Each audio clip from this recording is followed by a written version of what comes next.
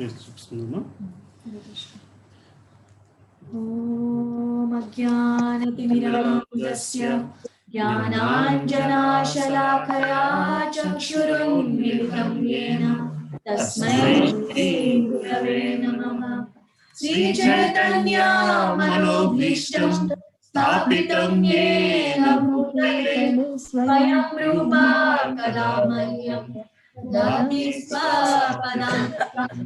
वन्देऽहं श्रीगुरो श्रीयुतापदकमलं श्रीगुरु वैष्णवांश्च श्रीरूपं साग्रजातं सहगणा रघुनाथान्वितं तं सजीवं साद्वैतं सावधूतं परिजनसहितं कृष्णचैतन्यदेवं श्रीराधा कृष्णपादान् सहगणा ललिता श्रीविशाखान्वितांश्च हे कृष्णा करुणा सिन्धु दीनबन्धो जगत्पते गोपेश गोपिका कान्त राधाकान्त नमोस्तुते तप्त काञ्चना गौराङ्गी राधे वनेश्वरी वृषभानुसुते देवी प्रणमामि हरिप्रिये कल्पतरुभ्यश्च सिन्धुभ्यः च पतितानां पावनेभ्यो वैष्णवेभ्यो नमो नमः। जय श्री कृष्ण चैतन्य प्रभु नित्यानंद श्री अद्वैत गदाधर श्रीवासादि गौर भक्त वृंद। हरे कृष्णा कृष्णा कृष्णा हरे हरे हरे राम राम राम हरे हरे। ओम नमो भगवते वासुदेवाय। ओम नमो भगवते वासुदेवाय। ओम नमो भगवते वासुदेवाय। नारायणं नमस्कृत्यं नरं चैव नरोत्तमं देवीं सरस्वतीं व्यासं ततो जयमुदीरयेत्। नष्टप्रायेषु भद्रेषु नित्यं भगवतसेवया भगवती उत्तमश्लोके भक्तिर्भवति नैष्ठिकी। कृष्णाय वासुदेवाय देवकी नन्दनाय च नन्दगोपकुमाराय गोविन्दाय नमो नमः। नमो महावदन्याय कृष्णप्रेमप्रदायते कृष्णाय कृष्णचैतन्य नामिने गौरद्विषे नमः। नमः पङ्कजनाभाय नमः पङ्कजमालिने नमः पङ्कजनेत्राय नमस्ते पङ्कजाङ्घ्रिये। नमो ब्रह्मण्यदेवाय गोब्राह्मणहिताय च जगद्दिताय कृष्णाय गोविन्दाय नमो नमः। ॐ विष्णुपदाय कृष्णपृष्ठाय भूतले श्रीमते भक्तिवेदान्त स्वामिनिधि नामिने नमस्ते सरस्वती देवे गौरवाणी प्रचारिणे निर्विशेष शून्यवादी पाश्चात्य देशतारिणे। जय श्री कृष्ण चैतन्य प्रभु नित्यानंद श्री अद्वैत गदाधर श्रीवासादि गौर भक्तवृंद। हरे कृष्णा कृष्णा कृष्णा हरे हरे हरे राम राम राम हरे हरे।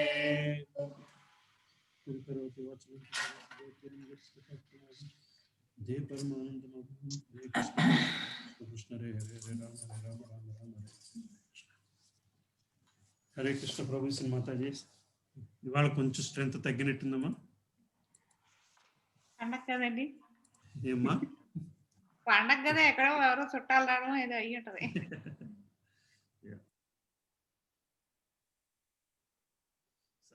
ఇందిరా మాతాజీ ఊరెళ్ళారు, పుస్తకం పట్టుకెళ్ళి మర్చిపోయి వెళ్ళిపోయారంట.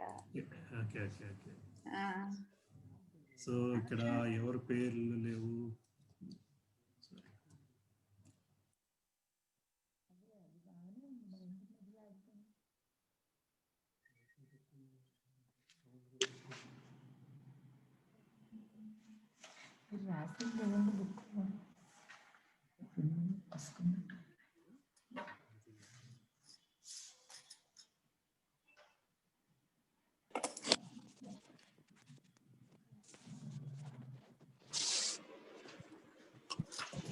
పర్లేదండి, 10 మంది ఉన్నాం కాబట్టి it's okay. Hare Krishna Prabhuji. Hare Krishna Mataji.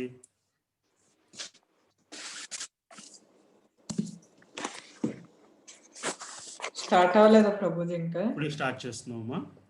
So last ఎక్కడమ్మా ఉన్నాము? 16-17 చాప్టర్స్ చదువుకున్నాము, రైట్?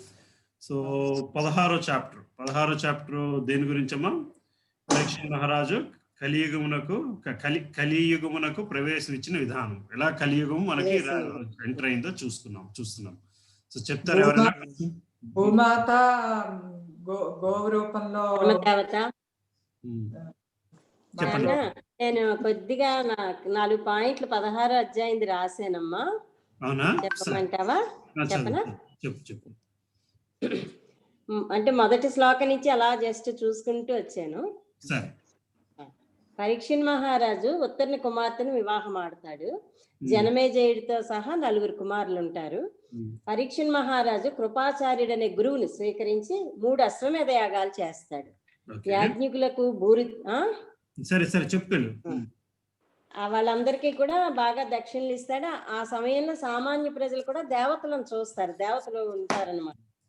అలాగే ఒకసారి ప్రపంచ దిగ్విజయ యాత్రకు వెళ్తుంటే ఒక గోవుని ఎద్దుని గాయపరుస్తూ కలిపురుషుణ్ణి చూస్తాడు పరీక్షిత్ మహారాజు. అతన్ని రాజు బంధిస్తాడు. అలా బంధించడాన్ని చూసి సౌనిక ఋషి అడుగుతారనమాట, ఎందుకు బంధించి ఊరుకున్నారు రాజు అని చెప్పేసి. అప్పుడు సూతగోస్వామి చెప్తాడనమాట, కురు సామ్రాజ్యంలో కలి లక్షణాలు ప్రారంభమైపోయాయి. ధర్మదేవత వృషభ రూపంలో తిరుగుతూ భూదేవిని చూస్తుంది. అప్పుడు భూదేవి బిడ్డను పోగొట్టుకున్న తల్లిలాగా, దేహ సౌందర్యాన్ని నశించిన ఒక స్త్రీలాగా ధర్మదేవత భూదేవిని చూసి ఇలా బాధపడుతుంది, ప్రశ్నిస్తుంది. ధర్మదేవత భూదేవిని ఇలా అడుగుతుంది అనమాట, ఎందుకు నువ్వు అలా ఉన్నావు, అంత కృషించిపోయి ఎందుకున్నావు, నన్ను చూసా ఒకవేళ అంటే ధర్మంలోని 3 పాదాలు కూడా కోల్పోయి ఒంటి పాదంతో ఉన్నాననా, లేకపోతే మాంసభక్షకులు నిన్ను పీడిస్తున్నారనా, ఇంకా లేదంటే దేవతలు ఈ యజ్ఞభోగాలన్నీ కోల్పోయారనా, కరువు కాటకాల వల్ల ప్రజలు బాధపడుతున్నారనా, లేకపోతే అనాథ స్త్రీల గురించా, బిడ్డల గురించా, దేశంలోని కరువు కాటకాల గురించా, దేనికి నువ్వు ఇంత బాధపడుతున్నావు అని చెప్పి అడుగుతాదనమాట. ఓ భూమాత, ఈ చేస్తున్న పనులు, ఆహారం, నిద్రపానం ఇలాంటి నియమాలు పాటించి చేస్తున్న పనులు చూసా ఏం చెప్తావు, ఇంకా ఏం చెప్తుంది అని చెప్పి అడుగుతుంది అనమాట. అప్పుడు ధర్మదేవత చెప్తుంది, ఓ భూమాత, శ్రీకృష్ణ భగవానుడు వెళ్ళిపోవటం వలన ఇలా కృషించిపోయావా అని ధర్మదేవత అడుగుతుంది. దానికి భూమాత ఇలా చెప్తుంది, ఓ ధర్మదేవత, నువ్వు ఒకప్పుడు 4 పాదాలను కలిగి భగవానుని కరుణతో ఉన్నావు, లోకంలో ఆనందాన్ని వృద్ధి చేసావు అని చెప్పి అక్కడ ఏంటేంటి అన్నది ఒక 40 పాయింట్లు ఇచ్చారు నాన్న మనకి. ఆ 40 పాయింట్లు ఇప్పుడు మనం చెప్పుకుంటే టైం చాలదని నేను రాయలేదు. అవన్నీ చెప్పి భగవానుడు వెళ్ళిపోయాక కలియుగం లోకం అంతా కూడా వ్యాపించిపోయింది. ఈ పరిస్థితిని చూసి నేను దుఃఖపడుతున్నాను. నన్ను గూర్చి, నిన్ను గూర్చి, దేవతలను గూర్చి, ఋషులను గూర్చి, పితృలోకవాసులను గూర్చి, భగవద్ భక్తులను గూర్చి బాధపడుతున్నాను. ఎవరి కృప కొరకు బ్రహ్మదేవుడితో సహా దేవతలందరూ పూర్ణ పురుషోత్తుడైన శ్రీకృష్ణ భగవాన్ శరణుని పొందారు. లక్ష్మీదేవితో సహా ధ్వజము, వజ్రాయుధము, అంకుశము, కమలపు చిహ్నాలు ఇవన్నీ కూడా భగవాన్ పాదముద్రలతో అలంకృతమయ్యి ముల్లోకాలు భాగ్యాన్ని నేను అతిశయించగల ప్రత్యేక శక్తి సామర్థ్యాలను నేను పొంది ఉన్నాను. నేను అలాంటి భాగ్యశాలిని అని భావించుకునే సమయంలో ఆ దేవదేవుడు నన్ను విడిచి వెళ్ళిపోయారు అని చెప్తుంది అనమాట. చెప్పి ఇంకా రాయలేకపోయాను, చదివేస్తాను నాన్న, ఇంక 2 ఉన్నాయి. చదవనా? ధర్మదేవత, అసుర వంశరాజులు ఏర్పరిచిన అధిక సేవలచే నేను తీవ్ర భారానికి గురైనప్పుడు ఆ పూర్ణ పురుషోత్తముని కరుణ ద్వారా ఉపశమనాన్ని పొందేను. రాక్షసులు బాధించినప్పుడల్లాను అదే విధముగా నువ్వు కూడా నిలువ శక్తిని కోల్పోయి దుఃఖితుడవై ఉండగా నీకు ఉపశమనం కలిగించుటకు తన అంతరంగిక శక్తి ద్వారా ఆ దేవదేవుడు యదువంశాన్ని అవతరించాడు. కావున ఎవరు ఆ దేవదేవుని విరహమును సహింపగలరు? ఆనందకర దరహాసముల ద్వారా, ప్రేమ చూట్కుల ద్వారా, మధుర సంభాషణల ద్వారా శ్రీకృష్ణుడు సత్యభామ వంటి ప్రియురాల గంభీరతను, ప్రణయ కోపాన్ని జయింపగలిగారు. ఆ దేవదేవుడు నాపై అంటే భూమిపై చరించినప్పుడు అతని పాదపద్మ ధూళి యందు మునిగి గడ్డిచే నేను సమృద్ధిగా ఆచ్ఛాదితనైతిని. ఆనందంతో కలిగిన రోమాంచం వల్ల అది గోచరించేది. ఈ విధంగా భూదేవి ధర్మదేవత సంభాషించుకుంటుండగా రాజర్షి అయిన పరీక్షిత్ తూర్పు దిక్కుగా ఆ సరస్వతి నదీ తీరానికి వస్తారు. అది అక్కడతో 16వ అధ్యాయం అవుతుంది. 17వ అధ్యాయం అయిపోయింది. 17వ అధ్యాయం పరీక్షిత్ రాజు మళ్ళీ వాటిని కలిని మందలించడము, వాళ్ళకేమో మళ్ళీ ఎలాగ నేను అన్ని స్థాపిస్తాను అని భరోసా ఇవ్వడము జరుగుతుంది. సరే, 17వ అధ్యాయం ఎవరైనా చెప్తారా? నేను చెప్తాను. చెప్పండి. అంటే ఈ 16వ అధ్యాయం అంతా కూడా ధర్మదేవతకి, భూదేవికి, పరీక్షిత్ మహారాజుకి, కలి పురుషుడికి ఈ నలుగురు మధ్య సంభాషణ అన్నమాట, డిస్కషన్ అవుతుంది ఇదంతానే. ఆ తర్వాత ఏంటంటే పాపాత్మలందరూ నశించ చేయుటకు శ్రీకృష్ణుడు. చెప్పండి ప్రభుజీ, నేను మెసేజ్ పెట్టి మీకు గంట అయింది. చెప్పండి అమ్మా, చెప్పండి అక్క, నేను మ్యూట్ చేశాను.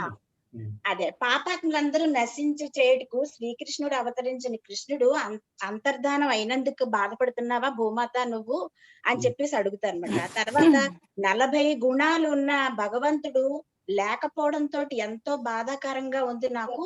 4 పాదాల మీద నడిచే ఈ ధర్మం, 4 పాదాల మీద ధర్మం నడిచేది, అలాంటిది 3 పాదాలు కోల్పోయి ఒకే పాదం మీద నడుస్తుంది అని చెప్తాడు. అప్పుడు పరీక్షకు అర్థం అవుతుంది, కలిపురుషుడు మన రాజ్యంలోకి ప్రవేశించాడు అని చెప్పి. అంటే అప్పుడు ఏంటి అబ్జర్వ్ చేస్తాడంటే పరీక్షితుడు, అందరూ మందమతులు గాని, తర్వాత అల్పాయుషులుగాని అవుతారు, తర్వాత సోమరపోతుల్లా తయారవుతుంటారు, నిద్రించడం, వ్యర్థ కర్మలు చేయడం, అలా సమయాన్ని వ్యర్థంగా గడపడం, అలాంటివన్నీ చేస్తుంటారు అనమాట. ఈ సత్యయుగంలో సత్యము, తపస్సు, శుచిత్వము, దయ అనే 4 పాదాలు, 4 నియమాలతోటి 4 పాదాల మీద ధర్మంగా నడిచేది. అప్పుడేమో అధర్మము, అసత్యం మాత్రమే మిగులుతాయి అన్నమాట. ఈ కలిపురుషుడు అసత్యం ద్వారా విజృంభించి 3 పాదాలని నశింప చేసేసి ఇంకా అధర్మము, అసత్యం మాత్రమే మిగులుతాయి అన్నమాట. దీంట్లో ఏంటి, లోభము, అసత్యము, చౌర్యము, అనాగరికత, విశ్వాసఘాతకం, మోసం, తర్వాత కలహాలు, ఇవన్నీ విస్తరిస్తాయని చెప్పుకుని వస్తాడు అనమాట. అప్పుడు లాస్ట్ కి అలా కాదు అని చెప్పేసి కొన్ని ఏమైనా ఎజంప్షన్స్ అంటారు కదా, అలా కొన్ని ఏమైనా తగ్గించమంటే జోదము, సురాపానము, వ్యభిచారము, జంతు వధ ఇలాంటివన్నీ స్థానాలు చేసినప్పుడు అన్న వాటికి అనుమతిస్తాను అని చెప్తాడు. బంగారం అయితే ఎక్కడైతే ఉంటుందో అక్కడ ఈర్ష, వైరము, మదము, కామము ఇలాంటివన్నీ ఉంటాయని చెప్పుకుని వస్తారు అన్నమాట. సో పరీక్షిత్ మహారాజు కలికి చెప్తాడు, నేను ఉండడానికి కూడా నువ్వు నాకు స్థావరం ఇవ్వాలి, నువ్వు ఇంత బాధిస్తున్నావు కాబట్టి నువ్వు వదార్హుడివి, అంటే నేను చంపేయొచ్చు, అంటే నేను కూడా నీ రాజ్యంలో వ్యక్తిని కాబట్టి నాకు ఉండడానికి కొంత స్థావరం ఇవ్వమంటే ఈ 4 ప్రదేశాల్లోనూ నువ్వు ఉండొచ్చు. ఈ 4 అంటే జోదము, వ్యభిచారము, ఇలా ఈ 4 ప్రదేశాలు ఉన్న చోట నువ్వు ఉండొచ్చు అంటే అప్పుడు కలి చూస్తాడనమాట. అవంత పరీక్షిత్ మహారాజ్ రాజ్యంలో అవంత కామన్ కాదు, అంత సామాన్యంగా అటువంటి ప్రదేశాలు కనబడట్లేదు. అదే నాకు ఇంతే తక్కువ స్థానం ఇస్తే ఎలాగా, నాకు కుదరదు అని చెప్పి అడిగితే అప్పుడు అయితే సరే బంగారం మీద కూడా నువ్వు నిలబడు, బంగారం వచ్చిన చోట కూడా ఈ నెగిటివ్ యాటిట్యూడ్స్ ఉంటాయి అని చెప్తాడు అనమాట. అలాగా కలికి ఒక స్థావరం ఇవ్వడం జరిగింది. సో కలి ఆ 4 స్థానాలు కాకుండా ఇది 5వ స్థావరం బంగారం మీద కూడా నిలబడడానికి దాన్ని చేసుకుంటాడు అనమాట. సో అక్కడతో ఆగాము. పరీక్షిత్ 5 ప్రదేశాలు ఇవ్వడము 38, 40 శ్లోకాల దగ్గర అది. ఆ తర్వాత మళ్ళీ ఏమ్మా ఇప్పుడైతే ఆ స్థానాలు ఎక్కువే ఉన్నాయి. ఇప్పుడైతే ఆ స్థానాలు ఎక్కువే ఉన్నాయి, అది కరెక్ట్, అది అవును. ఆ తర్వాత ఇంకా మళ్ళీ పరీక్షిత్ మహారాజు నీకు ఆ స్థావరాలు నీకు మళ్ళీ ధర్మం స్థాపిస్తాను అని చెప్పి వాటిని ఆవుకి, భూదేవికి, ధర్మానికి ఒక భరోసా ఇస్తారు. అక్కడతో ఆగింది.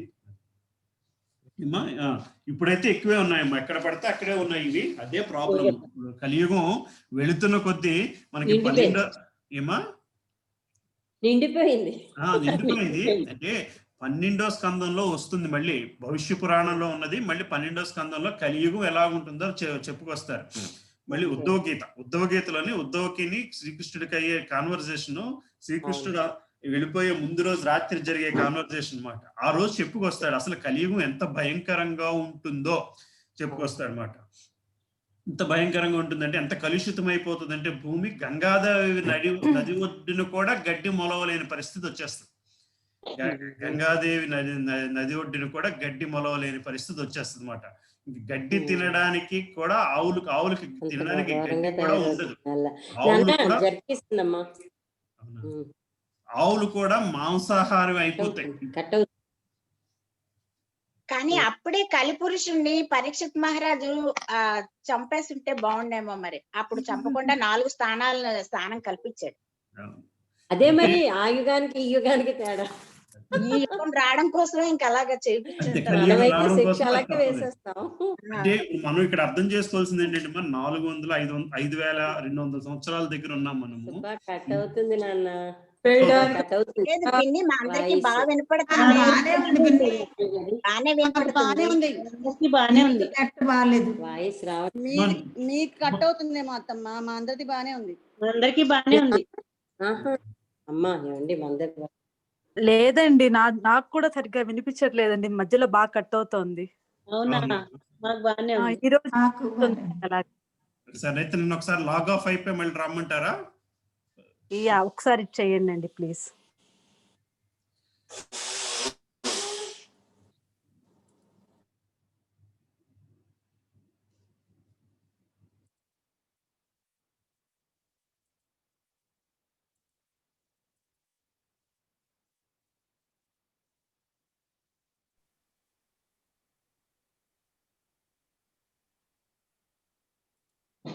వచ్చిందమ్మా కనెక్షన్ మళ్ళీ? ఇప్పుడు పర్వాలేదా? బానే ఉంది. ఓకే. సో ఇప్పుడు చెప్తుంది ఏంటంటే, 5,200 సంవత్సరాలకి ఇలా ఉంది. బట్ ముందు వెళ్ళేసరికి ఇంక శాకాహారం అన్నది కనబడదు. హరినామ సంకీర్తన చేసుకునే వాళ్ళు వెలివేస్తారు. వాళ్ళు గుహల్లో కూర్చుని భగవంతుని ప్రార్థించుకోవాల్సిన పరిస్థితి వస్తుంది. అది దొంగతనంగా చేసుకోవాలి. దొంగతనంగా దేవుని పూజించుకోవాల్సిన పరిస్థితి వస్తుంది. ఇంకా ఎందుకంటే నరమాంసం కూడా మామూలు అయిపోయే పరిస్థితి వచ్చేస్తుంది.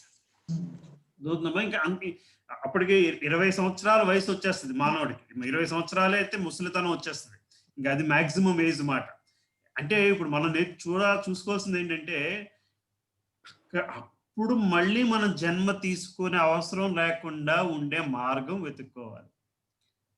అప్పుడు మళ్ళీ మనం ఏదో విధంగా ఏదో రూపంలో పుట్టకుండా ఉండే మార్గం వెతుక్కోవాలి. అప్పుడు దాకా ఉండకుండా ఉండాలి అంటే ఏం చేయాలి? ఈ జన్మ, ఈ ఒక్క జీవితం, ఎన్నో జీవితాలు, ఎన్నో జన్మలు తీసుకున్నాము. ఈ ఒక్క జన్మని మాత్రం అంకితం చేసేయాలి కృష్ణుడికి, అంతే. ఈ ఒక్క జన్మ అంకితం చేసేస్తే చాలు.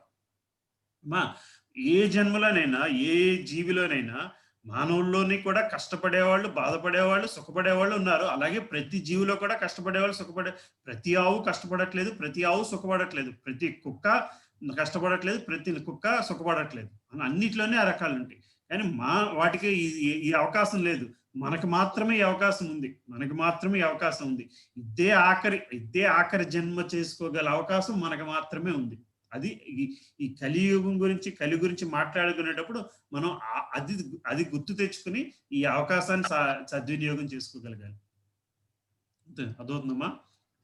సరే, సో అక్కడతో ఆగిపోయి మనము. సో నెక్స్ట్ చాప్టర్ 18వ చాప్టర్ పరీక్షిత్ మహారాజుకి బ్రాహ్మణ బాలుడికి జరిగే సంభాషణ ఏంటి, ఓకే, శాపము సంభాషణ ఏంటి, ఎలా జరిగింది అనేది చూద్దాము. ఓకే, నెక్స్ట్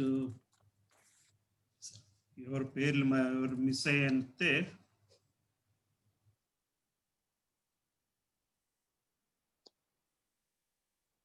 అందరి పేర్లు వచ్చినట్టే కదమ్మా? ఎవరి పేరైనా మిస్ అయ్యానా?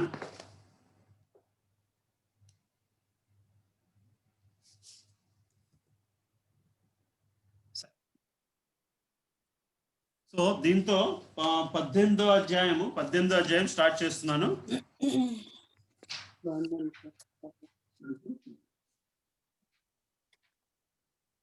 18వ అధ్యాయం పరీక్షిత్ మహారాజుకు బ్రాహ్మణ బాలునికి శాపం, బ్రాహ్మణ బాలుని శాపం. ఓకే, 1వ శ్లోకము. సుతగోస్వామి పలికెను, పరీక్షిత్ మహారాజు తన తల్లి గర్భమున ద్రోణతనయుని అస్త్రముచే కొట్టబడినప్పటికీ అద్భుత కర్ముడైన శ్రీకృష్ణ భగవాన్ అనుగ్రహించే దగ్ధుడు కాలేదు. 2వ శ్లోకం. అంతేకాక పరీక్షిత్ మహారాజు పూర్తి ఎరుకుతో సదా భగవానికి శరణుజొచ్చి ఉన్నందున బ్రాహ్మణ బాలుని క్రోధముచే తనను కాటువేయనున్న తక్షకుని కారణమున భీతుడు గాని భయంచే సమ్మోహితుడు గాని కాలేదు. 3వ శ్లోకం. అటు పిమ్మట కరెక్టేనమ్మా? కరెక్ట్ గా చదువుతున్నాగా? 3వ శ్లోకం. అటు పిమ్మట అతడు అనుయాయులందరినీ విడిచిపెట్టి వ్యాసతనయునికి సుఖదేవ గోస్వామి శిష్యుని రూపంలో శరణుజొచ్చాను. ఈ విధంగా అతడు దేవదేవుని వాస్తవ తిందని అవగతము చేసుకొనగలిగాను. నెక్స్ట్ 4వ చదువుతున్నారమ్మా? అక్క చదువుతున్నారా? పుణ్యశ్లోకుడైన శ్రీకృష్ణ భగవానుని దివ్య కథామృతమునకు తమ జీవితములను అర్పించుకుని ఆ దేవదేవుని చరణకమలముల స్మరణమునందు నిత్యయుక్తులైన వారు జీవితాంతమున కూడా భ్రాంతికి గురికాకుండుటయే అందులకు కారణమై ఉన్నది. మహాశక్తి సంపన్నుడైన అభిమన్యసుతుడు ప్రపంచ చక్రవర్తిగా నిలిచియున్నంత కాలము కలిపురుషుడు వర్ధిల్లుటకు అవకాశమే లేదు.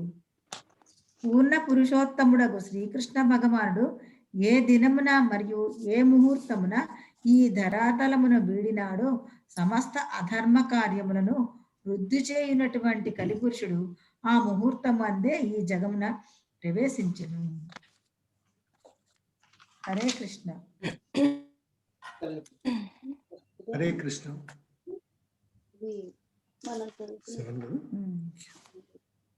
7వ శ్లోకం. కేవలము సారమునే పుష్పములందనే కేవలము సారమునే గ్రహించినట్టే బృంగము అనే పరీక్షిత్ మహారాజు సారగ్రాహి అయినట్టు వాడు. కలియుగమున మంగళ కార్యములు శీఘ్రముగా శుభఫలములను సూచుండగా అమంగళ కార్యములు వాస్తవముగా వనరింపబడినప్పుడే ఫలమును నొసగగలగని అతడు సంపూర్ణంగా ఎరిగి ఉండడు. ఆ కారణమున అతడు కలిపురుషుని ద్వేషమును కలిగి ఉండలేదు. 8వ శ్లోకం. మందబుద్ధులైన వారు కలిపురుషుడు మహాబలవంతుడని భావించినను ధీరులైన వారు భీతి చెందబోరని పరీక్షిత్ మహారాజు భావించను. అంతటా వ్యాఘ్రము వలె శక్తిమంతుడైన అతడు మూఢులు ప్రమత్తులు అయిన వారి రక్షణ భారం స్వీకరించను. శ్లోకం 9. ఓ ముల్లారా, మీరు అడిగినట్లుగా పుణ్యాత్ముడైన పరీక్షిత్ మహారాజు చరిత్రములతో ముడివడి ఉన్న కృష్ణ కథలను గూర్చి దాదాపు సంపూర్ణంగా నేను వివరించుకుని. హరే కృష్ణ.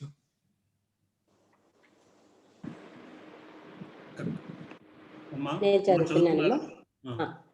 జీవితమున పూర్ణత్వమును సాధింపగోరువారు ఉరుక్రముడైన శ్రీకృష్ణ భగవానుని దివ్య కర్మలతో గుణములతో ముడివడి ఉన్న కథా ప్రసంగములను అత్యంత శ్రద్ధతో ఆలకింపవలసి ఉన్నది. ఉత్తములైన ఋషులు ఇట్లు పలికిరు. సౌమ్యుడవగు ఓ సూత గోస్వామి, దేవదేవుడైన శ్రీకృష్ణుని కర్మలను మనోహరముగా వర్ణించుచున్నందున మీరు చిరకాలము జీవించి చిరమైన యశస్సును పొందుదురుగాక. మర్త్యులమైన మాకు ఇది అమృతము వలెనున్నది. మా కర్మయందలి పలు దోషముల కారణమున ఫలితము నిశ్చయము కానప్పటికీ మేము ఈ కామ్యకర్మను అనగా యజ్ఞమును ఆరంభించితిమి. ధూమము చే నల్లబారిన దేహము కలిగిన మేము మీరు పంచడి గోవిందపాద పద్మ మకరందము ద్వారా వాస్తవముగా తృప్తి చెందితిమి. హరే కృష్ణ. 11 భాష్యం చదువుతావమ్మా? చదువుతాను నాన్న. శ్రీకృష్ణ భగవానుని దివ్య కర్మలను గుణములను శ్రవణము చేయునప్పుడు భగవద్గీత 4వ అధ్యాయం 9వ శ్లోకం యందు ఆ దేవదేవుడు స్వయముగా పలికిన దానిని మనము సదా స్మరింపవలెను. భౌతిక శక్తికి భిన్నమైన ఆధ్యాత్మిక శక్తిచే వనరింపబడే కారణమున అతని కర్మలన్నీను అనగా అతడు మానవ సంగమున వర్తించినప్పటికీ ఆధ్యాత్మికములై ఉన్నవి. భగవద్గీత యందు తెలుపబడిన రీతి అట్టి కర్మలన్నీను దివ్యములని పిలువబడును. దీని భావము భౌతిక శక్తికి ఆధీనమున గల బద్ధజీవుని వలె ఆ దేవదేవుడు వర్తించుట కాని లేదా జన్మించుట కాని జరగదు. అంతేకాక సామాన్య జీవుల వలె అతని దేహము భౌతికము గాని పరిణామశీలము గాని కాదు. ఈ సత్యమును భగవానుని ద్వారా గాని లేదా ప్రామాణికులైన వారి ద్వారా కాని అవగతం చేసుకొనిన వాడు ప్రస్తుత భౌతిక దేహమును విడిచిన పిమ్మట తిరిగి జన్మింపడు. అటువంటి మహాత్ముడు భగవానుని ఆధ్యాత్మిక జగత్తును చేరి అచ్చట ఆ దేవదేవుని దివ్యమగు ప్రేమయుత సేవలో నియుక్తుడగును. అనగా భగవద్గీత మరియు భాగవతములందు వర్ణింపబడిన శ్రీకృష్ణుని దివ్య కర్మలను ఎంత అధికముగా శ్రవణము చేసినచో అంత అధికముగా మనము శ్రీకృష్ణ భగవానుని దివ్యతత్వమును అవగతము చేసుకుని కృష్ణధామమును చేరేడి మార్గమున నిశ్చితమైన పురోగతిని సాధింపగలము. హరే కృష్ణ. అందులో వస్తుంది కదా, నా ధామంలో ఉంటారు, అందులో వస్తుంది కదా 9వ శ్లోకంలో. ఆలోచనలతో జీవిత అంతిమ గడి గడపగలుగుతారు, దాన్ని బట్టే నా ధామానికి వస్తారని చెప్పి రాస్తారు. 4.9 శ్లోకం చాలా చదువుకున్నాము ఏమో, దాని గురించి చాలా ఎక్కువ డిస్కస్ చేశాము. మళ్ళీ ఎన్నిసార్లు డిస్కస్ చేసినా అదే, ఏనాడైతే మనము ఎంత ఎక్కువ శ్రీకృష్ణ భగవానుని గురించి చదువుకుంటామో అంత ఎక్కువ అతని దివ్యత్వమును అవగతం చేసుకుంటాం, అంత ఎక్కువ అతని దివ్యత్వాన్ని అర్థం చేసుకుంటాము. అంటే కేవలం చదువుకోవడం కాదు, చదువుకోవడం వల్ల దివ్యత్వాన్ని అర్థం చేసుకోవడం వలన మనము ఈ మళ్ళీ జన్మ పుట్టకుండా చేరే అవకాశం ఉంది, మళ్ళీ జన్మ పుట్టకుండా భగవంతుని ధామం చేరే అవకాశం ఉంది. కేవలం చదువుకోవడం కాదు, చదువుకొని దాన్ని అర్థం చేసుకుని భగవంతుని దివ్యత్వం తెలుసుకొని దాని ప్రకారం నడుచుకోగలిగిన నాడు మాత్రమే అది జరుగుద్ది. సరే, 13వ శ్లోకం చదువుతున్నారమ్మా కళాం? నేను చదువుతున్నాను. భగవద్భక్తుని క్షణకాల సాంగత్య విలువలను స్వర్గలోక ప్రాప్తితోనైనను లేదా భౌతిక సంగత్వము నుండి ముక్తితోనైనను సరిపోల్చజాలము. ఇక మర్తులకై నిర్దేశింపబడిన భౌతిక సంపత్తి రూపమైన లౌకిక వరదానములు గూర్చి వేరిగా నేమి పలుకగలము. 14. మహానుభావులందరికీ పూర్ణ పురుషోత్తముడైన శ్రీకృష్ణుడే గోవిందుడే ఏకైక ఆశ్రయమై ఉన్నాడు. అతని కళ్యాణ గుణములు శివుడు బ్రహ్మ వంటి యోగేశ్వరుల చేతను ఎన్నబడజాలవు. అట్టి ఎడ రసజ్ఞుడైన వ్యక్తి అతని కథలను వినుటయందు ఎన్నడైనను తనివి నొందగలడా. 15.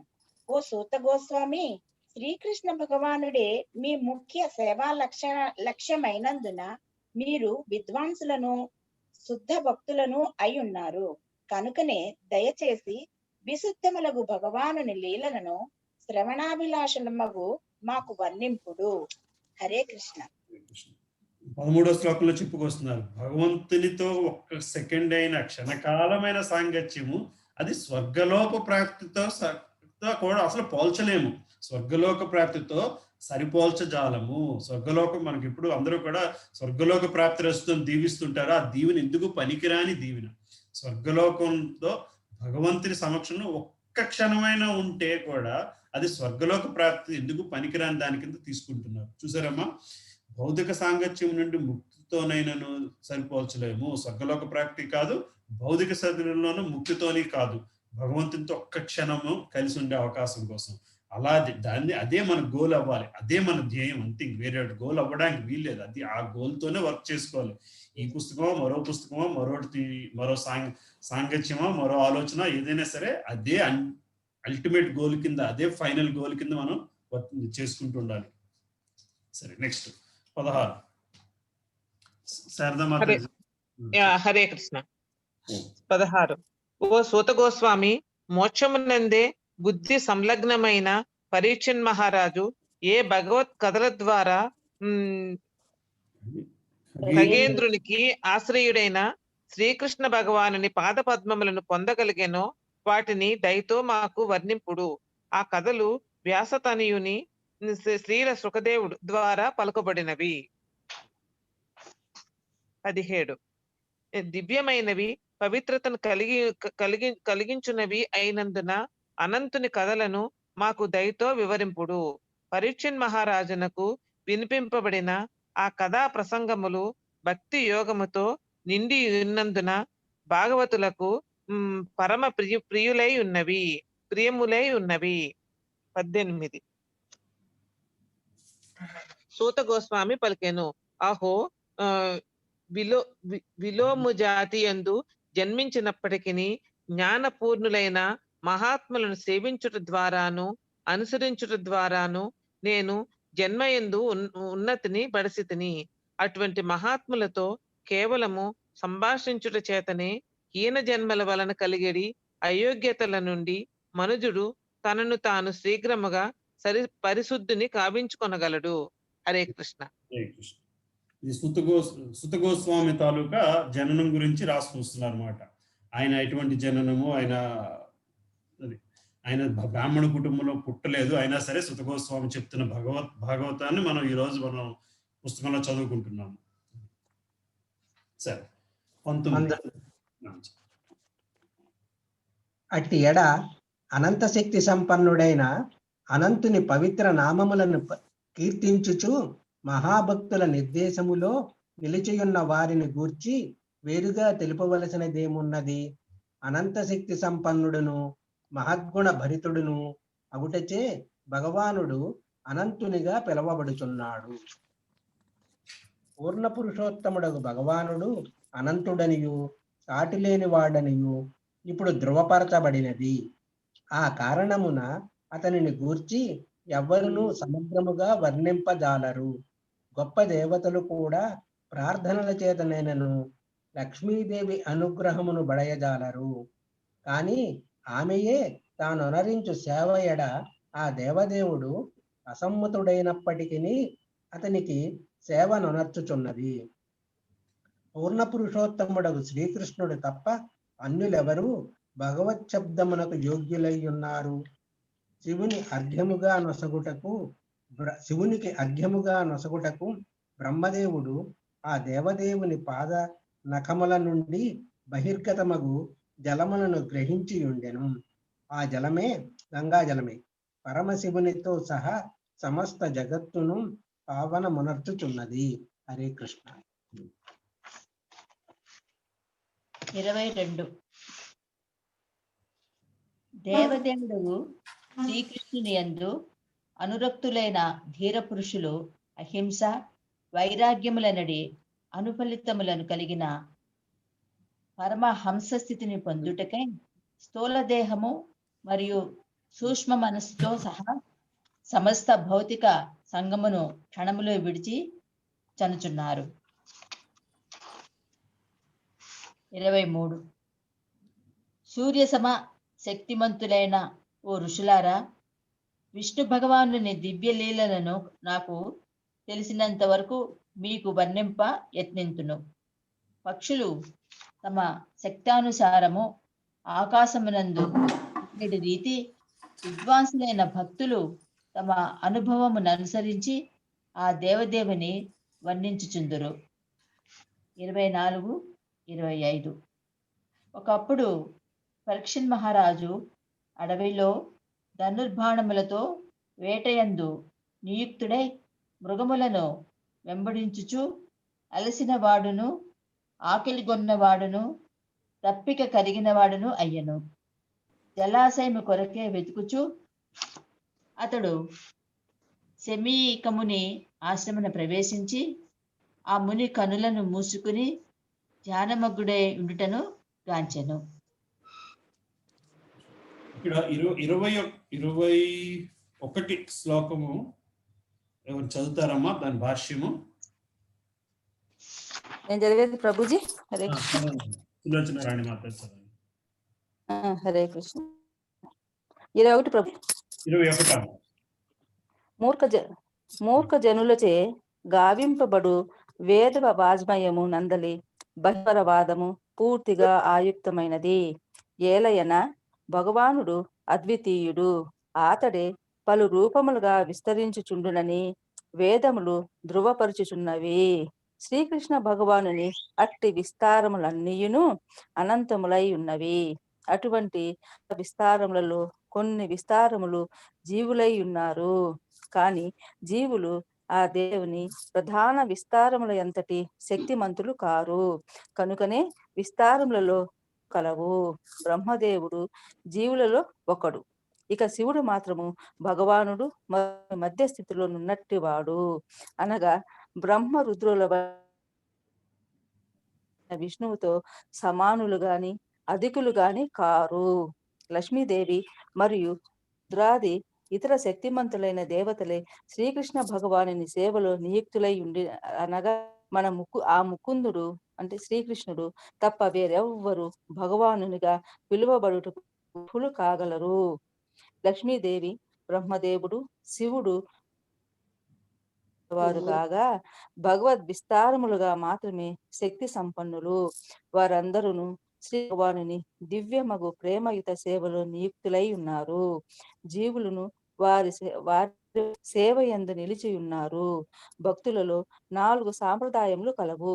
బ్రహ్మదేవుడు లక్ష్మీదేవి నుండి ప్రత్యక్షముగా ఏర్పడి ఉన్న బ్రహ్మ సాంప్రదాయము, రుద్ర సాంప్రదాయము, శ్రీ సాంప్రదాయము అనునవి అందు ముఖ్యమైనవి. ఈ 3 సాంప్రదాయములతో పాటు సనత్ కుమారు నుండి ఏర్పడి ఉన్న కుమార సాంప్రదాయమును కలదు.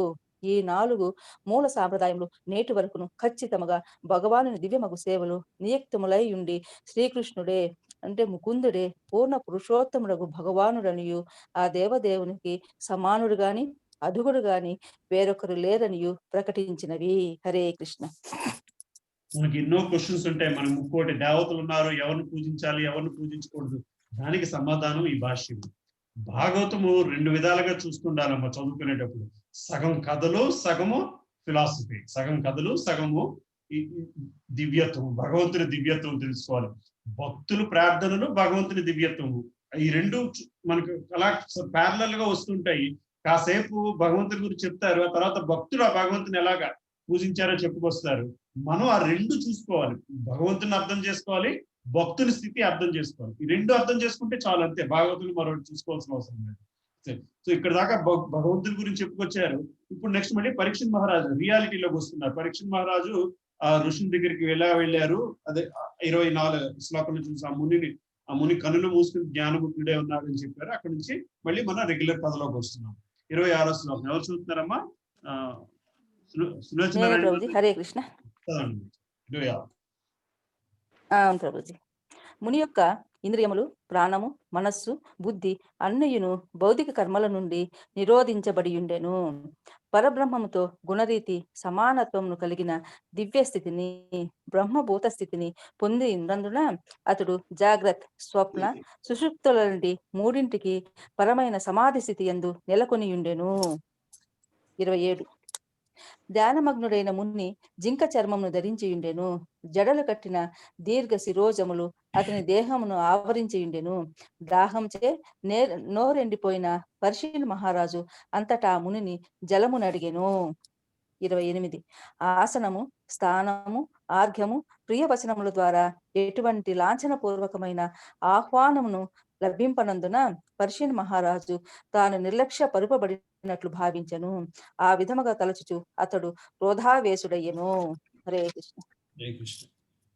పరీక్షిత్ మహారాజు అని ఒక్కసారి గుర్తు తెచ్చుకున్నాడు. ముని తనల్ని గౌరవించలేదే అన్న భావంతో అగౌరవపడ్డానన్న భావన ఆయనలో కలిగింది. అంతే, కలి చేసిన పని అదొక్కటే ఆయన్ని ఆ భావం క్రియేట్ చేసింది. ఆయనకి అంతే, చిన్న భావం క్రియేట్ చేసింది. నువ్వు అగౌరవపడుతున్నావేమో అన్న భావం క్రియేట్ చేసింది. అంతే, అక్కడి నుంచి ప్రాబ్లమ్స్ అన్ని స్టార్ట్ అయిపోతున్నాయి. సో చూద్దాం నెక్స్ట్ 29 ఎవరు చదువుతున్నారమ్మా? పద్మావతి మాతాజీ చదువుతున్నారమ్మా? హరే కృష్ణ మాతాజీ, పద్మావతి మాతాజీ, సరే భారతి మాతాజీ చదువుతారమ్మా? చదువుతాను ప్రభుజీ. ఓ బ్రాహ్మణులారా, పరిస్థితుల కారణమున ఆకలి దప్పులకు గురి అయిన పరీక్షిత్ మహారాజు ఆ విధముగా బ్రాహ్మణుని ఎడ ఆగ్రహమును, మాత్సర్యమును వ్యక్తం చేయుట నిక్కముగా ఊహింపరానిది. 30 ఆ విధముగా అవమానితుడైన రాజు అసట నుండి వెడలుచు మృత సర్పమునొక దానిని విల్లుకొనతో తీసి క్రోధముతో ముని మెడలో వేసి పిదప తన పురమునకు మరలిపోయాను. 31 ఇంద్రియములను నిగ్రహించి కనులను మూసుకొని నిజముగానే ముని ధ్యానమగ్నుడై ఉండెనా, లేక క్షత్రబంధువును ఆహ్వానింపవలసి వచ్చుటను తప్పించుకొనుటకు అసత్య సమాధిలో నిలిచెనా అని పురమునకు మరలి వచ్చిన పిమ్మట రాజు తనలో తాను తలపోయిచు చర్చించుకొనసాగాను. 32 ఆ తాలింపులన్నీ పెట్టి మా మునికి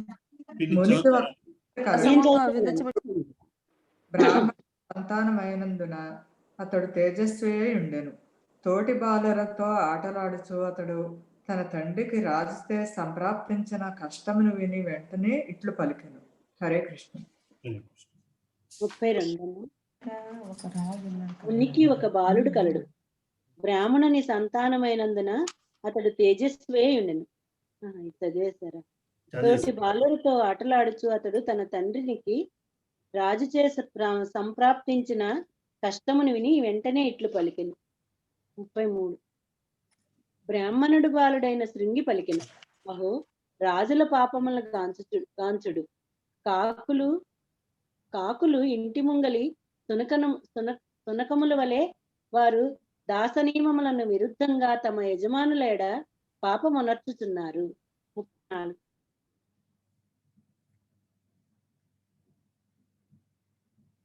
34 ఉద్దేశించబడి ఉన్నందున వారు ద్వారము చెంతనే నిలవవలసి ఉన్నది. దేనిని ఆధారము చేసుకుని సునకములు ఇంటిలో ప్రవేశించి యజమానితో కలిసి అతని కంచమునందే భుజింప అర్హములు కాగలవు. సో తండ్రి మెడలోని మునికి చిన్న బాలుడు ఉన్నాడు. ఆ బాలుడు యాక్చువల్గా బాలుడు వయసు 5 సంవత్సరాలమ్మ. ఆ బాలుడు వచ్చి తండ్రి మెడలో ఇలాగ చనిపోయిన పామును చూసి బాధపడుతున్నాడు. ఆయన ఆవేశం చెందుతున్నాడు అనమాట. అని అది దానికి రాసించారు. 35 నేను చదవనా ప్రభుజీ? చదవండి అమ్మా, ఇందాక మిస్ అయ్యారు. చదవండి. హరే కృష్ణ. 35 సర్వులను శాసించు వాడును పూర్ణ పురుషుడును అగు శ్రీకృష్ణ భగవానుడు మరలిపోయిన పిమ్మట మాకు రక్షకుడు లేకుందున ఈ దుర్మార్గులు విజృంభించినారు కనుక నేను ఆ విషయమును చేపట్టి వారిని తగిన రీతి శిక్షింతును. నా బలమును చూడుడు. 36 కోద్రముతో ఎర్రబారిన కన్నులు కలవాడైన మునిబాలకుడు ఆ విధముగా తన తోటి వాండ్రతో పలుకుచూ కౌశకీ నది జలమును ఆచమించి వ్రజ సన్నిభమగు వాక్కులను పలికెను. 37 బ్రాహ్మణ బాలుడు ఆ రాజును ఈ విధముగా శపించెను. నా తండ్రిని అవమానించుట ద్వారా మర్యాదను అతిక్రమించిన ఆ కులంగారుని పరీక్షి మహారాజుని నేటికి 7వ రోజు తక్షకుడు కాటువేయ కాక. 5 ఏళ్ల బాలుడు పరీక్షిత్ మహారాజుని 7వ రోజు తక్షకుడు పాము కాటుతో చనిపోవాలి అని చెప్పి శపించగలిగాడు. చూడండి 38. తదనంతరము ఆ బాలుడు ఆశ్రమమున కేగి తన తండ్రి మెడలో గల సర్పమును గాంచి దుఃఖార్తుడై పెద్ద పెట్టున ఏడవసాగాను. ఓ బ్రాహ్మణులారా, అంగీర వంశమునందు జన్మించిన ఆ ఋషి తన పుత్రుని రోదనమును విని నెమ్మదిగా కన్నులు తెరిచిన వాడై తన గళమునందు వేయబడిన మృత సర్పమును గాంచెను. 40 అంతటా అతడు మృత సర్పమును దూరముగా పారవైచి ఎందులకై దుఃఖించుచున్నావనియు ఎవరైనా అతనికి అపకారం చేసిద్రా అనియు కుమారుని ప్రశ్నించెను. అది వినినంతనే ఆ బాలుడు తండ్రికి జరిగినదంతయు వివరించెను. ఎవరున్నారమ్మా చదవాల్సిన వాళ్ళు? చదువుతారక్క 41. 41 నరులలో ఉత్తముడైనందున శాపార్హుడు కాకున్నను పరీక్షిత్ మహారాజు శపింపబడటను పుత్రుని ద్వారా ముని ఆకర్ణించెను. పుత్రుని అతడు ఏమాత్రము అభినందించలేదు. పైగా జరిగిన దానికి మిగుల పశ్చాత్తప్తుడై అహో, నా పుత్రుని ఎంతటి పాపకార్యము వనరించబడినది, అల్పతప్పిదమునకి ఇతడు గొప్ప దండనను విధించినాడు అని వాపోయెను. 42 ఓ బాలక, నీ బుద్ధి పరిపక్వత చెందలేదు కనుకనే నరులలో ఉత్తముడైన రాజు భగవానునితో సమానమైన జ్ఞానమును నీవు కలిగి ఉండలేదు. ఎన్నడూను అతనిని సాధారణ జనులతో సమానముగా చూడరాదు. అతని దుస్తరముగు తేజముచే రక్షింపబడియే దేశ ప్రజలు భద్రముగా జీవింపగలరు. బాలక, రాచరికము రథాంగపాణి అయిన భగవానునికి ప్రాతినిధ్యము వహించుచున్నది. అటువంటి రాచరికము నశించినంతనే లోకమంతయు చోరులతో నిండిపోవు. వారు రక్షణ లేనట్టి ప్రజలను గొర్రెలను హరించినట్లు తక్షణమే కబళించి వేయగలరు. హరే కృష్ణ. హరే కృష్ణ. 44వ శ్లోకం. రాచరికము సమాప్తి చెంది దొంగలచే దుర్మార్గులచే ప్రజాధనము కొల్లగొట్టబడి కారణమున గొప్ప సాంఘిక ఉత్పాతములు కలగగలవు. జనులు హింసింపబడుదురు మరియు చంపబడుదురు. స్త్రీ జనము వసుగణము హరింపబడును. ఈ పాపములన్నింటికి మనమే బాధ్యత వహించవలసి వచ్చును. శ్లోకం 45.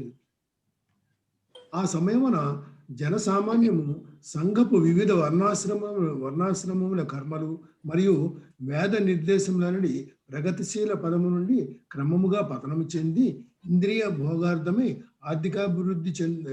ఆర్థికాభివృద్ధి యందు మిగుల ఆసక్తిని పొందుదురు. తత్ఫలితముగా సునకములు మర్కటములతో సమానమైన అవాంఛిత జనబాహుల్యము నెలకొనగలదు. 46. పరీక్షిత్ మహారాజు ధర్మాత్ముడైన రాజు. మిగుల ప్రసిద్ధి చెందిన అతడు పరమ భాగవతోత్తముడు. రాజర్షి అయిన అతడు పలు అశ్వమేధ యాగములను అనుభవించను. అటువంటి రాజు ఆకలి దప్పులచే పీడితుడై శ్రమ నొందినప్పుడు ఏమాత్రము శాపారుడు కాడు. హరే కృష్ణ. పాపరహితుడును మృత్యుడును రక్షణము నొసగుటకు అర్హుడును అగు రాజును శపించుట అనేది గొప్ప పాపమును అనరించిన వాడును బుద్ధిహీనుడును అయిన తన అనుభవశూన్యుడైన పుత్రుని క్షమింపుమని సర్వవ్యాపి అయిన భగవానుని సమీకముని ప్రార్థించెను. అత్యంత సహనశీలురైన భగవద్భక్తులు తాము అవమానింపబడినను, మోసగించబడినను, శపించబడినను, కలతకు గురిచేయబడినను, తిరస్కరింపబడినను లేక చంపబడినను ప్రతిక్రియకు మాత్రము సిద్ధపడరు. ఆ విధముగా ఋషి తన పుత్రుడు అనర్చిన పాపమునకు మిగుల చింతించెను.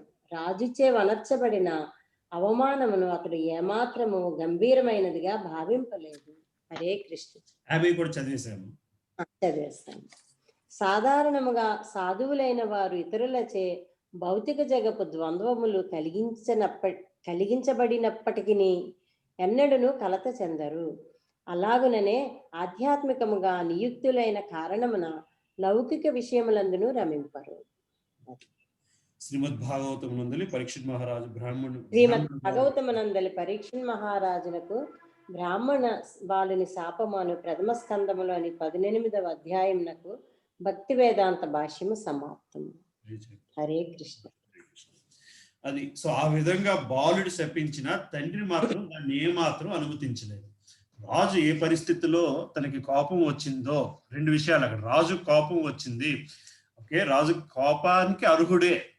ఆయన అది చేసినంత మాత్రాన మనం పోగొట్టుకోకూడదు.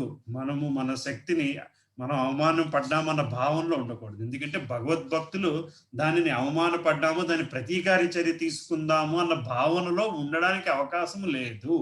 ఇది భగవంతుడు ఒప్పుకోడు. సో రాజుని శపించడం వల్ల రాజ్యానికి వచ్చే నష్టం, దానికి కూడా మనమే బాధ్యులం అవుతాము అని చెప్పి మునికుమారుడితో అన్నాడు. వెళ్ళిపోయిన పరీక్షిత్ మహారాజు అరే నేను తప్పు చేశానేమో అన్న భావనలో ఉంటాడు. ఏ నిమిషం అయితే తను ఈ శాపం వచ్చింది అని తెలుస్తుందో ఆ నిమిషం ఆనందిస్తాడు. నా తప్పుకి ఇక్కడితో పరిష్కారం అయిపోయింది, నా తప్పు ఇక్కడితో ప్రాయశ్చిత్తం అయిపోయింది, నేను శాపానికి అర్హుడిని, నన్ను శాపం ఆనందంగా అనుభవించిని అని చెప్పి ఆలోచించి, అయితే ఆ 7 రోజులు ఏం చేయాలి, నేను ఎవరికి కూడా ఏనాడు చనిపోతాం అన్నది తెలియదు. పరీక్షిత్ మహారాజ్కి ఏనాడు చనిపోతున్నాం అన్నది తెలిసింది. అది తను వరంగా స్వీకరించి ఆ 7 రోజుల్ని ఎలా చేయాలి, ఎలా ఉపయోగించుకోవాలి అని మాట్లాడుకుని అప్పుడు సుఖదేవ గోస్వామిని కూర్చోబెట్టి భాగవతాన్ని చెప్పుకోవడం. ఆ భాగవతాన్ని మళ్ళీ ఇప్పుడు మనం చూసుకుంటున్నాం. ఓకే, సో నెక్స్ట్ దానికి వెళ్ళిపోదాం. 19వ అధ్యాయం. 19వ అధ్యాయము సుఖదేవ గోస్వామి ఆగమనము. శ్రీ సూత గోస్వామి పలికెను, నిరపరాధియు తేజస్వియునైన బ్రాహ్మణుని ఎడ తానొనర్చిన కార్యము హేయమును అనాగరికమును అయి ఉన్నదని గృహమునకు మరలి వచ్చుచు రాజు పరీక్షణ్ మహారాజు భావించెను. తత్ఫలితముగా అతడు విచారగ్రస్తుడయ్యను. 2. పరీక్షిత్ మహారాజు తలచెను, భగవన్ నిర్దేశములను తిరస్కరించిన కారణము చేతన త్వరలోనే ఏదియో కష్టము నన్ను చుట్టుముట్టగలదని నేను ఊహించుచున్నాను. కాని అట్టి ఆపద శీఘ్రమే కలుగవలనని నేను ఎటువంటి దాపరకము లేకుండా కోరుకుంటున్నాను. దాని ద్వారానే ఒనరించిన పాపకర్మ ఫలము నుండి నేను విముక్తుడనై మరలా అట్టి పాపకార్యమును చేయకుందును. 3. బ్రాహ్మణులకు భగవద్భక్తిని గోరక్షణమును నిర్లక్ష్యపరిచిన కారణమున నేను అనాగరికుడను మరియు పాపిని అయ్యున్నాను. అందుచే నా రాజ్యము, బలము, సంపదలన్నీయును బ్రాహ్మణ కోపాగ్ని చే శీఘ్రమే భస్మీపటలము కావాలనని నేను వాంఛించుచున్నాను. దాని వలన భవిష్యత్తులో నేను అట్టి అమంగళకర లక్షణములచే నిర్దేశితుడు కాకుందును. హరే కృష్ణ. చదువుతున్నాను. 4వ శ్లోకం. పరీక్షణ్ మహారాజు ఆ విధముగా పశ్చాత్తాపం చెందుచుండగా ముని బాలకుడు వసగిన శాప కారణమున తక్షకుని కాటుచే కలుగనున్న తన మృత్యువును గూర్చిన వార్తను వినెను. అది ఐహిక విషయముల విరక్తికే కారణము కానున్నందున అట్టి దానిని అతడు శుభవార్తగా అంగీకరించెను. 5. శ్రీకృష్ణ భగవానుని దివ్యమగు సేవయే ఇతరములన్నింటినీ అతిశయించిన పరమోత్తమ లాభమైనందున పరీక్షణ్ మహారాజు ఆత్మానుభవమునకు గల ఇతర విధానములనన్నిటినీ త్యజించి మనస్సును శ్రీకృష్ణుని యందు సంలగ్నము చేయుటకే గంగా తలమున స్థిరాసీనుడయ్యెను.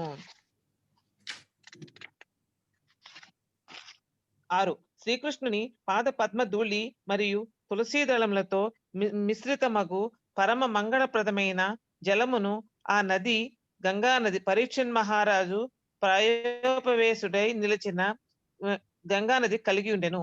కనుకనే ఆ జలము ముల్లోకముల అంతర్బాహ్యములనే కాక పరమశివుని ఇతర దేవతలను సైతము పవిత్రమనర్చుచున్నది.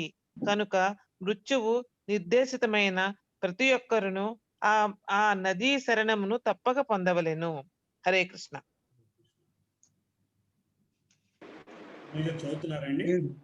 7. ఈ విధముగా పాండవుల యశస్సునకు తగినటువంటి వాడైన పరీక్షణ్ మహారాజు ప్రాయోపవేశము కావించి ముక్తినొసగడి ముకుందిని పాదపద్మములకు తనను తాను అర్పించుకొనుటకు స్థిరనిశ్చయుడై గంగాతటమున ఆసీనుడయ్యను. ఆ రీతి అతను సమస్త సాంగత్యము నుండి ఆసక్తుల నుండి విడివడి మునివృత్తిని అవలంబించెను. 8. ఆ సమయమున శిష్య సమేతముగా మహానుభావులైన మునులు తమ సన్నిధి చేతనే తీర్థక్షేత్రములను సైతము పవిత్రమునర్చగల సాధువులు తీర్థయాత్ర నెపమున అతటకు అరుదించిరి.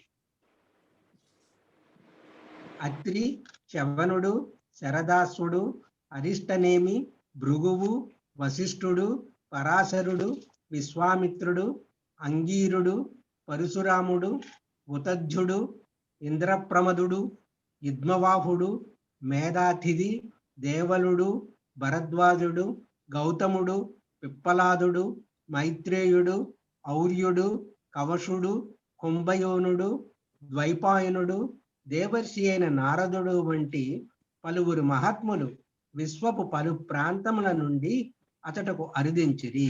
హరే కృష్ణ. 11. పలువురు ఇతర దేవర్షులు, బ్రహ్మర్షులు, అరుణాదయులుగా పిలువబడు వివిధ ఋషివంశులకు చెందిన రాజర్షివర్యులు అంటే రాజర్షులలో ప్రత్యేక తరగతి వారు కూడా అచ్చట నుండిరి. ఆ విధముగా వారందరూ పరీక్షిత్ మహారాజును కలుసుకొనుటకు అరుదించగా ఆ రాజు వారిని సాదరముగా ఆహ్వానించి శిరమును నేలవాల్చి వందనమొసగెను. 12 ఋషులు మరియు ఇతరులందరూ సుఖాసీనులైన పిమ్మట పరీక్షిత్ మహారాజు వారి ఎదుట నమ్రతతో ముకులిత హస్తుడై నిలిచి తన ప్రాయోపవేశ నిర్ణయమును వారికి తెలియచేసెను. 13 భాగ్యశాలి అయిన రాజు పలికెను, మహాత్ముల అనుగ్రహ పాత్రులకు సమస్త రాజులలో మేము నిక్కముగా ధన్యతులము. సాధారణముగా మీ వంటి వారు రాచకులమును మాలిన్యము వలె త్యజింపదగిన దానిగను దూరముగా విడువదగిన దానిగను భావింతురు.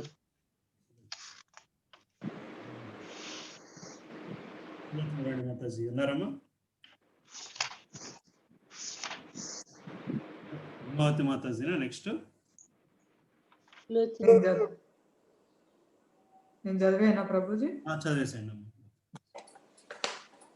14 ఆధ్యాత్మిక భౌతిక జగత్తులు రెండింటినీ నియమించడి దేవదేవుడు బ్రాహ్మణ శాపరూపమున నన్ను కరుణించినాడు.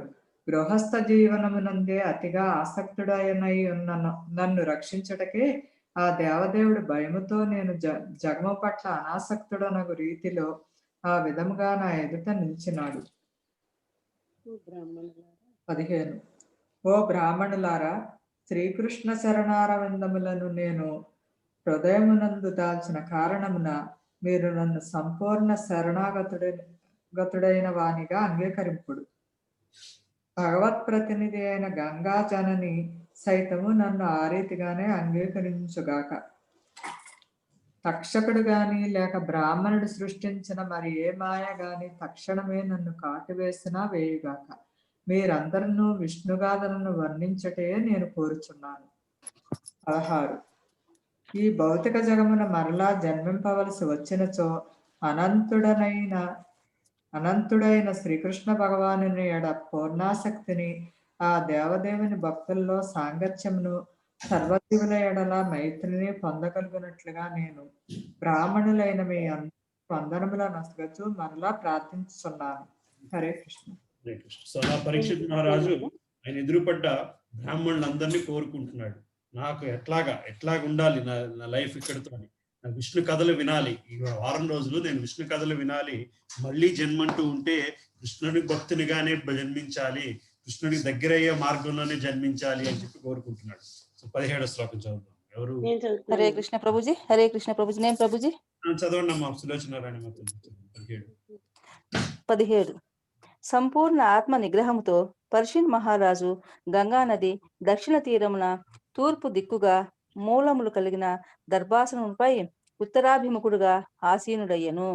అంతకు పూర్వమే అతడు రాజ్యభారమును తన కుమారునకు అప్పగించి ఉండెను. 18 ఆ విధముగా పరీక్షిత్ మహారాజు ప్రాయోపవిష్టుడయ్యను. ఊర్ధ్వ లోకముల యందలి దేవతలందరూ అతని కర్మలను కీర్తించి ఆనందముతో భువిపై ఏకధాటిగా పుష్పవృష్టి కురిపించిరి, దుందుబులను మ్రోగించిరి. 19 ప్రభుజీ 19 చదవండి. అతడు చేరిన మహర్షులందరూ పరీక్షిత్ మహారాజు నిర్ణయమును అభినందించి బాగు అని పలుకుట ద్వారా తమ ఆమోదమును తెలియజేసిరి. భగవానుని శక్తులన్నింటినీ గుణరీతిని కలిగి ఉన్నందున సాధారణముగా ఋషులందరూ జనులకు శుభమును కలుగజేయవలననియే తలుతురు. కనుకనే వారు కృష్ణ భక్తుడైన పరీక్షిత్తును గాంచి ముదమందిట్లు పలుకసాగిరి. హరే కృష్ణ. మహర్షులు పలికిరి, దేవదేవుడైన శ్రీకృష్ణునే అనుసరించడి పాండవంశ రాజర్షులలో శ్రేష్ఠుడా, శ్రీకృష్ణ భగవానుని నిత్య సహచర్యమును పొందుటకై పలు రాజుల కిరీటములచే అలంకరించబడిన రాజ్యసింహాసనమును నీవు పరిత్యజించుట ఆశ్చర్యకరమేమీను కాదు. 21 భాగవత ప్రధానుడైన ఈ పరీక్షన్ మహారాజు సమస్త లౌకిక కల్మషముల నుండి సర్వ శోకముల నుండి విడవడి ఉన్నట్టి దివ్య లోకములను చేరునంత వరకు మనం ఇచ్చటనే వేచి ఉందాము. 22 మహర్షులు పలికినదంతయు శ్రవణ మధురముగను అర్థపూర్ణముగను పూర్ణ సత్యముగా తెలుపబడినదిగును ఉండెను. ఆ రీతి మహర్షుల నుండి శ్రవణము చేసిన పిమ్మట పరీక్షన్ మహారాజు దేవదేవుడైన శ్రీకృష్ణుని చరితమును వినగోరి వారిని అభినందించెను. హరే కృష్ణ. హరే 23 పరీక్షన్ మహారాజు పలికెను. ఓ మహర్షులారా, విశ్వమునందలి వివిధ స్థానముల నుండి విచ్చేసి మీరు ఇచట దయతో సమకూడి ఉన్నారు. ముల్లోకములకు పైనున్న లోకము సత్యలోకమునందు వసించి ఉండెడు సాక్షాత్ జ్ఞానస్వరూపినితో మీరు సమానులై ఉన్నారు. తత్కారణమున ఇతరులకు మేలు గూర్చుటయందే మీరు సహజముగా అభిలాషణ కలిగి ఉందురు. ఈ జన్మమున గాని పరజన్మమున గాని దానికి మించి మీరేదియును కోరరు. 24 ఓ విశ్వాస పాత్రులకు బ్రాహ్మణులారా, నా తక్షణ కర్తవ్యమును తెలుపుడని మిమ్ము కోరుచున్నాను. సర్వావస్థలయందు ప్రతివారి నిజమైన ధర్మమును, ముఖ్యముగా మరణమాసన్నమైన వారి శుద్ధ ధర్మమును గూర్చి చక్కగా యోచించి నాకు తెలియజేయుడు. 25 అపేక్షారహితునిగా దరిద్రి అంతను యథేచ్ఛగా సంచరించిన వాడను ఆత్మారాముడను అగు శక్తిమంతుడైన వ్యాసనందనుడు ఆ సమయము నచ్చటకు అరుదించెను. ఏ వర్ణమునకు గాని ఆశ్రమమునకు గాని సంబంధించిన చిహ్నములను అతడు కలిగి ఉండలేదు. స్త్రీలు బాలురితో చుట్టబడి ఉన్న అతడు అవధూత వేషమును ధరించి ఉండెను. హరే కృష్ణ. నెక్స్ట్ 26 శ్లోకం. అక్క చదువుతారక్క? చదువు. స్త్రీలు బాలులతో చుట్టబడి ఉన్న అంటే ఏంటమ్మా? అమ్మా అందరూ చుట్టూ ఉన్నారు. అది చుట్టుబడి ఉన్న అతడు అవధూత వేషంలాగా ఉన్నారన్నమాట. అవధూత వేషం ధరించి అందరూ ఉన్నారు చుట్టూ, అయినా సరే అతను అవధూత వేషంలో ఉన్నాడు అని. అది అలా ఉన్నారు. వాళ్ళందరూ ఉన్నా కూడా అంటనట్టు ఉన్నారు. అది దేన్ని అంటనట్టు ఉన్నాడు. 26 ఆ వ్యాసనందనుడు కేవలము 16 ప్రాయుడై ఉండెను. అతని పాదములు, హస్తములు, ఊరువులు, భుజములు, మూపురములు, కపోలములు, ఇతర దేహాంగములు సుకుమారములుగా తీర్చిదిద్దబడి ఉన్నవి. అతడు సుందరమైన విశాల నేత్రములను, ఎత్తైన నాసికను మరియు కర్ణములను, అత్యంత ఆకర్షణీయమైన ముఖమును కలిగి ఉండెను. చక్కగా తీర్చిదిద్దబడిన అతని కంఠము శంఖము వలె సుందరముగా నుండెను. అతని మెడకొంకులు నిగూఢముగా నుండి వక్షస్థలము విశాలము ఉన్నతము అయి ఉండెను. లోతైన నాభిగల అతని ఉదరము సుందరముగా ముడతలు పడి ఉండెను. అతని బాహువులు దీర్ఘముగా నుండి వంకర తిరిగిన ముంగురులు సుందరమైన ముఖముపై చెదిరి ఉండెను.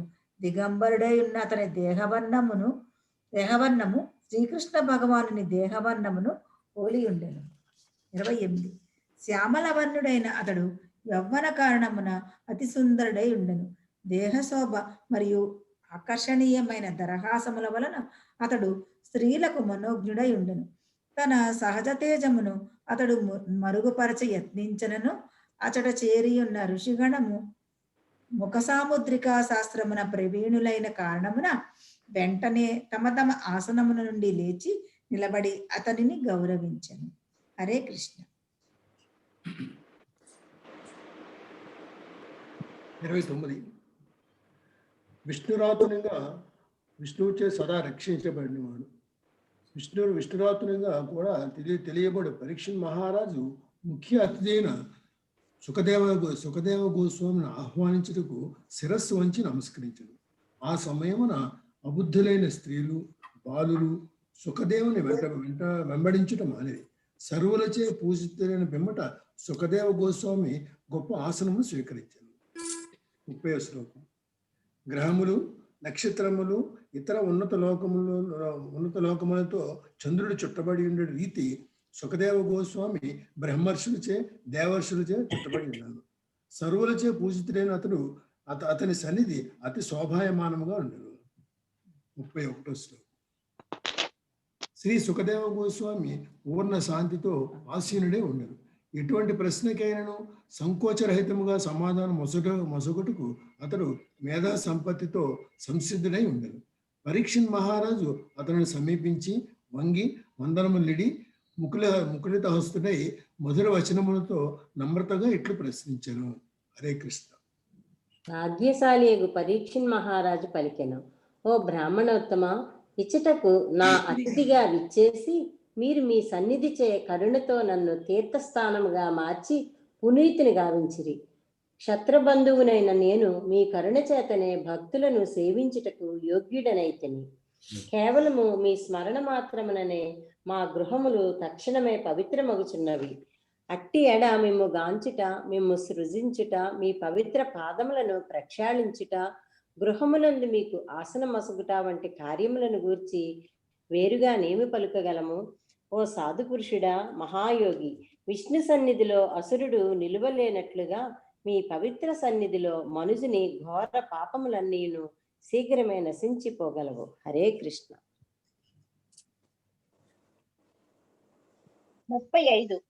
పాండురాజు తనయులకు పరమ ప్రియుడైన శ్రీకృష్ణ భగవానుడు తన మేనత్త కుమారుల ప్రీత్యర్థమై నన్ను కూడా ఆ బంధువులలో ఒకనిగా అంగీకరించినాడు. 36. సామాన్య మానవుకి గోచరించక సంచరించుచు మరణమునకు సిద్ధముగానున్న నా వంటి వానికి దర్శన దుర్లభులైన మీరు శ్రీకృష్ణ భగవానునిచే ప్రేరేపితులే కానిచో స్వచ్ఛందముగా ఇచ్చట ప్రత్యక్షమగుట ఎట్లు సాధ్యపడగలదు? 37. యోగులకు భక్తులకు మీరు పరమ గురువై ఉన్నారు. తత్కారణమున జనులందరికీ, ముఖ్యముగా మరణమాసన్నమై ఉన్న వారికి పూర్ణత్వ మార్గమును చూపుమని మిమ్ము నేను అర్థించుచున్నాను. చదివినా? 38 ఎవరు చదువుతున్నారమ్మా? శారదమాత చదువుతానండి. 38. మనుజుడు శ్రవణము చేయవలసినది, కీర్తింపవలసినది, స్మరింపవలసినది, పూజింపవలసినది ఏదియో మరియు అతడు చేయరానిది ఏదియో తెలియజేయుడు. దయచేసి అది ఎంతయు నాకు వివరింపుడు. 39.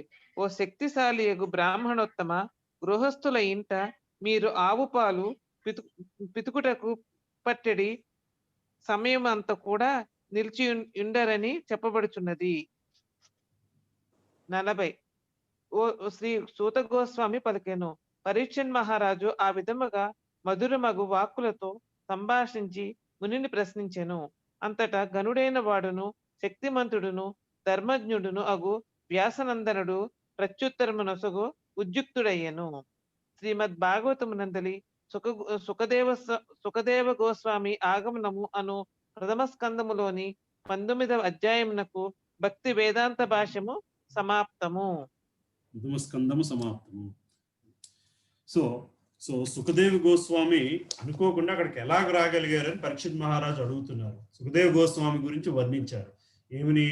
ఆయన శ్రీకృష్ణుని శరీరంతో పోల్చవచ్చారని చెప్పుకొచ్చారు. అంటే ఎందువల్లంటే శ్రీకృష్ణుడు తర్వాత త్రిగుణాలకు అతీతంగా ఉన్న శరీరం అదొక్కటే. ఒక్క సుఖదేవ్ గోస్వామి మాత్రమే త్రిగుణాలకు అతీతంగా ఉన్న వ్యక్తి భూమండలం మీద. అది ఆయన శ్రీకృష్ణుడి దగ్గర పొందిన వరము. ఎప్పుడైతే మనం త్రిగుణాలకు అతీతంగా ఉంటామో అటువంటి తేజస్సు మనలో ఉంటుంది. ఆయన దిగంబరంగా ఉన్నా సరే ఆయనకి ఆ స్థితే ఉండదు. నేను దిగంబరంగా ఉన్నానన్న స్థితే ఉండదు. అది ఎందువల్లంటే త్రిగుణాలకు అతీతంగా ఉండడం వల్లనే. ఓకే, మళ్ళీ మనం ఇతని గురించి ఇంకా డీటెయిల్ గా మిగతా శ్లోకాల్లో చదువుకుంటామమ్మా. భాగవతం ఇప్పుడు కూడా ఇక్కడో బిట్టు అలా వస్తూ ఉంటుంది.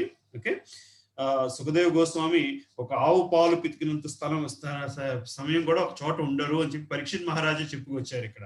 ఎందుకంటే అంతకంటే ఎక్కువ సమయం ఉంటే ఆయన అక్కడితో ఆ ప్రదేశంతో ఎక్కడ సాంగత్యం ఏర్పడిపోతుందో అని చెప్పి ఆయన అక్కడ ఉండరు అన్నమాట.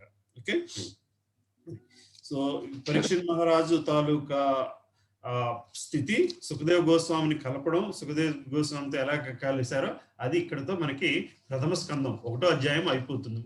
ఒకటొక స్కందం అంటే ఫస్ట్ క్యాంటో అయిపోయింది. సెకండ్ క్యాంటో నుంచి మనం నెక్స్ట్ వీక్ స్టార్ట్ చేసుకుందాము.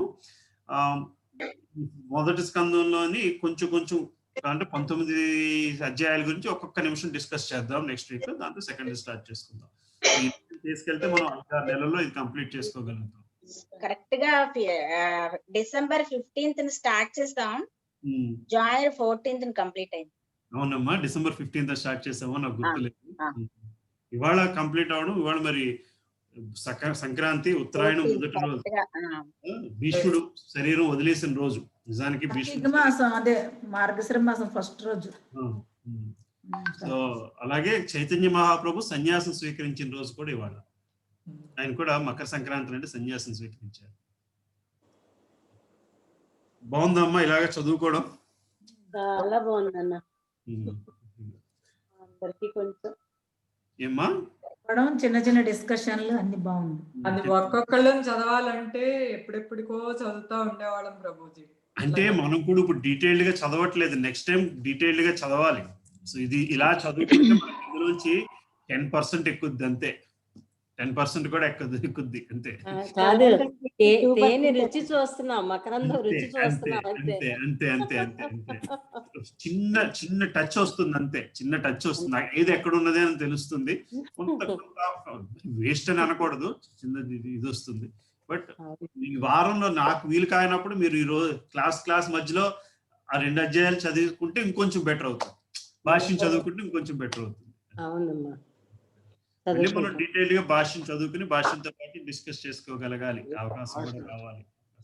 వస్తుందిలే నాన్న, ఇది అయినప్పుడు అది వస్తుంది అంతే. పుస్తకాలు కొన్న తర్వాత ఇది ఫస్ట్ స్టెప్. సరేనా? ఇంకేమైనా ఉన్నాయేమో క్వశ్చన్స్? అంటే నాకు అనుకోకుండా ఆఫీస్ కాల్ ఒకటి పడ్డది, ఒక 2-3 నిమిషాల్లో వస్తుంది.